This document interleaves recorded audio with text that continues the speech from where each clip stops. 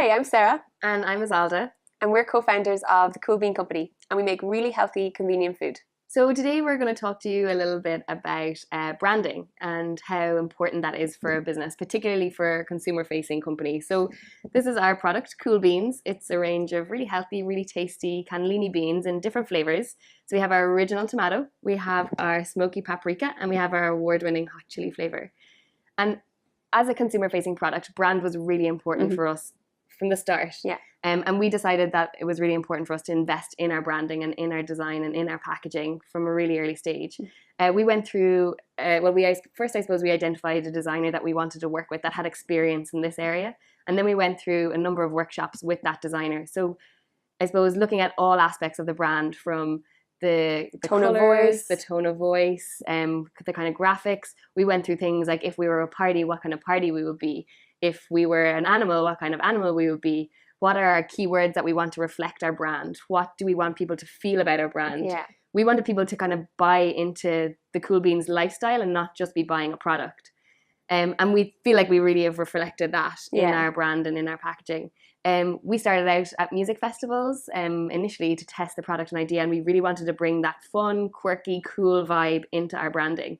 And you can see that from our packaging as well. We have lots of visuals, lots of cool cartoons, and lots of little bits about our whole story along the way. And we get really good feedback from customers about that. And when we were looking at it, we were looking at what our keywords around our brand were. So our 3 keywords for our brand were quirky, agile, and plucky. And that was something that really reflected us and really reflected what we wanted our product to stand for.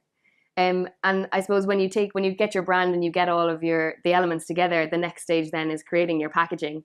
And we initially went for a totally different format than this. We looked at doing a tray with the sleeve, and we thought it was really innovative because we come up with this new design for a box sleeve, and we thought it was great. And we were almost ready to order the packaging, and then we actually realized you need to bring it to your customers. So we brought it to our customers, and they hated it.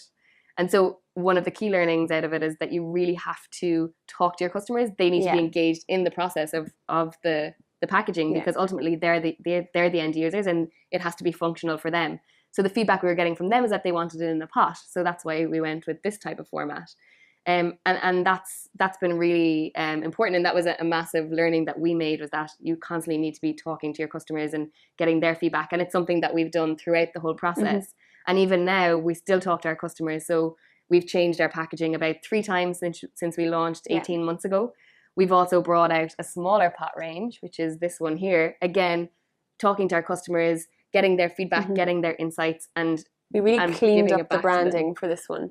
Yeah, so just making it easier to understand what the product is, what you do with it, and also in terms of the pot size as well. We were getting feedback that the pot was too big, that it needed to be smaller. So just constantly looking at your brand and looking at your product, and listening to your customers on that.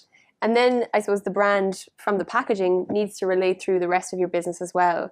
So we initially spent all our money on the packaging and the consumer product, but then we started to bring it into other areas of the business, things like our branded aprons and clothes, and our branded slide decks, and our collateral and materials. So you really need your brand to go through everything that you do as a business. It can't just be one product, it has to be your whole business. And for us, because we founded the business and so much of it is about, the belief we have in really healthy convenience food, we need to have that brand and that identity going through all our social and our digital. And we've taken the whole story and put it into our Facebook and our Twitter and all our different platforms as well. And it was a decision that we made early on as well, was to put ourselves in the brand. And so we are living the brand every day, and I suppose our blood, sweat and tears have gone into it. Not actually the product, but just into the brand. Don't worry. It's clean. But it's something that is really important and really integral to everything that we do. And if you go onto our digital media platforms, you'll see lots of stuff about us and about our story and our struggles, and also about our customers. So like our customers send in recipes and pictures. So we like to engage with the people who are using the product day to day as well. So I suppose in summary, for branding, our tips would be to invest up front, time and money. Don't just rush into building a brand. You need to do your research. You need to get feedback. You need to really put a lot of your own effort and identity into your brand. and decide what you want people to think about it, how you want them to feel about your brand.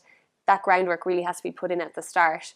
And then to really bring your brand through your whole business. So don't just have it in one area. It needs to be felt and lived in every area of your business, from your product to your offices and your culture, and then also onto your digital platforms and your website and your kind of customer facing.